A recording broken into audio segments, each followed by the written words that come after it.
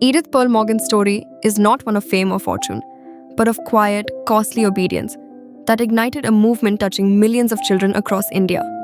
Born in Minneapolis, Minnesota, to godly parents Ray and Ida Morgan, Edith grew up immersed in the love of Jesus Christ. Her Christian home, summer camps, and early encounters with missionaries planted a deep desire in her heart to serve God on the mission field. She pursued higher education at a Christian college and actively organized prayer cells among young people, demonstrating an early passion for spiritual formation and intercession. God's calling in Edith Pearl's life. The pivotal moment came during a prayer meeting. God spoke directly and unmistakably to Edith through John 20:21, which says, "Again Jesus said, 'Peace be with you, as the Father has sent me, I am sending you.'" This verse became the anchor of her life. It was not a vague impression, but a clear, personal commission from the Lord Himself. Edith recognized that the same sending power that launched Jesus into the world was now commissioning her. In that moment, she saw beyond her comfortable American life to the spiritual needs of a distant land. The call was not to comfort or convenience, but it was to radical mission. She surrendered fully, without reservation, committing her future entirely to God's will. Edith Pearl's obedience to God's call. Obedience for Edith meant immediate action. In 1944, amid the challenges of World War II, she sailed to India with 3 fellow missionaries through the World Gospel Mission, which was then known as World Gospel Organization. Leaving family, familiarity, and security behind, she stepped into a new culture, climate, and language environment with unwavering faith. Her arrival marked the beginning of decades of faithful service, not as a tourist or short-term visitor, but as a lifelong laborer in God's harvest. She settled in Bangrapet, Karnataka, and began serving at the South India Bible School, SIBS, where she immersed herself in training and ministry alongside Indian believers and fellow missionaries. Edith Pearl's ministry. Edith's heart burned especially for children. While serving at SIBS, she poured herself into children's ministry alongside passionate Indian leaders like P. Samuel and fellow American missionaries Reverend Lester and Mary Hamilton. Observing the idle summers of village children in Tamil Nadu, hot, unstructured months with little spiritual input, she remembered the powerful Vacation Bible School, VBS, model she had known in America, which was first started in 1898 by Dr. Hawes and his wife Eliza at Epiphany Baptist Church in New York. Edith shared the vision passionately, which was all about a fun, structured program featuring Bible lessons, missionary biographies, scripture memorization, songs, crafts, and games that would plant God's word deep in young hearts.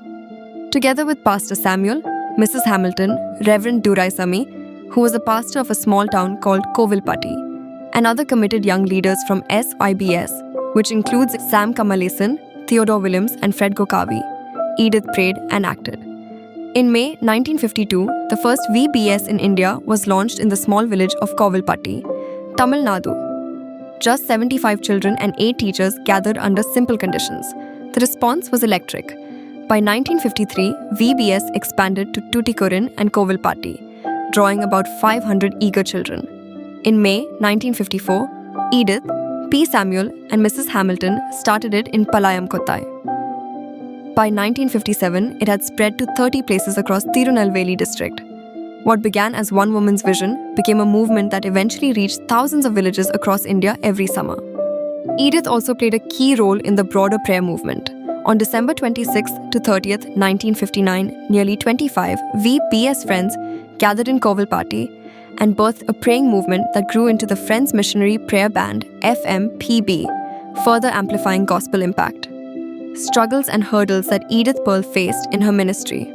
Though the available records focus on her victories, Edith's path was marked by the typical and often severe challenges of pioneer missionary work in mid-20th century India.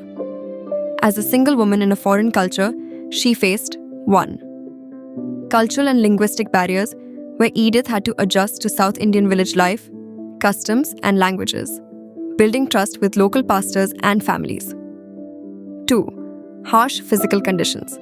In scorching Tamil Nadu's summers, limited infrastructure and basic living arrangements in rural areas.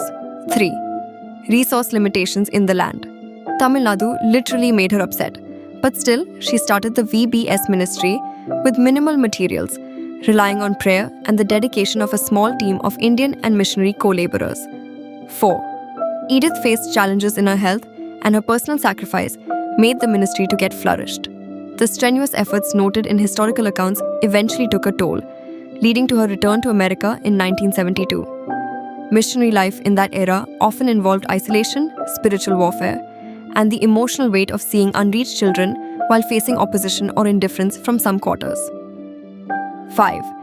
Edith was holding the weight of pioneering a ministry in a country like India, where introducing a new ministry model in a context where children's spiritual formation was not yet prioritized required persistence, vision casting, and resilience against skepticism. Despite these hurdles, Edith pressed on through prayer, partnership with Indian believers, and total reliance on God. Her obedience was costly, but she counted it joy. Edith Pearl's achievements in ministry. Edith Pearl Morgan's primary achievement was founding and pioneering Vacation Bible School, VBS, in India. What started with 75 children in 1952 has become a nationwide phenomenon. Every summer, countless churches and villages now host VBS programs, using the very curriculum model she helped adapt: Bible stories, missionary biographies, verse memorization, and songs. Thousands upon thousands of children have come to know Christ, memorized scripture, and been inspired by missionary stories. Many of today's pastors, missionaries, and Christian leaders in India trace their spiritual roots to a VBS under a tree or in a simple church hall. Beyond numbers, her work helped to give birth to movements like the Friends Missionary Prayer Band. After returning to America in 1972 due to health needs, she did not retire from ministry. She learned sign language, taught the deaf, and conducted special Bible camps and services for them, and continued her passion for reaching the lost and overlooked. Until her final days, she remained immersed in Bible reading, meditation, fervent intercession, and advocacy for children's spiritual welfare, the message and challenges that Edith Pearl left for us after her death. Edith went home to be with the Lord after a lifetime of faithful service. She left no grand monuments or best-selling books, but only a living legacy of transformed lives and a clear challenge echoing her own calling, which says, "As the Father has sent me, I am sending you." John 20:21. Her life shouts 3 timeless messages to every believer today. 1. Obey God's call immediately and completely, even when it costs everything, as Edith did not wait for perfect conditions, yet she sailed during wartime to an unknown land. 2. Invest in the next generation, as children are not the church of tomorrow, but they are the mission field of today. One summer program can shape eternity. 3. Life of prayer and partnership, which was the key of Edith's success in her work. She could able to do a tremendous work through the collaboration with Indian leaders and relentless intercession in God's presence. She ended her days the same way she began, on her knees. Our challenge today, friends, ask the Lord the same question Edith answered. Where are you sending me? It may be to start a VBS or Children's Bible Club in your community. It may be to support VBS workers in India through prayer or giving. It may be to reach the overlooked in your own city, which may include the deaf, the immigrant child, the restless village kid. One woman's yes sparked a movement that still burns across India. Your obedience can do the same. The same Jesus who sent Edith Pearl Morgan is sending you. Will you answer?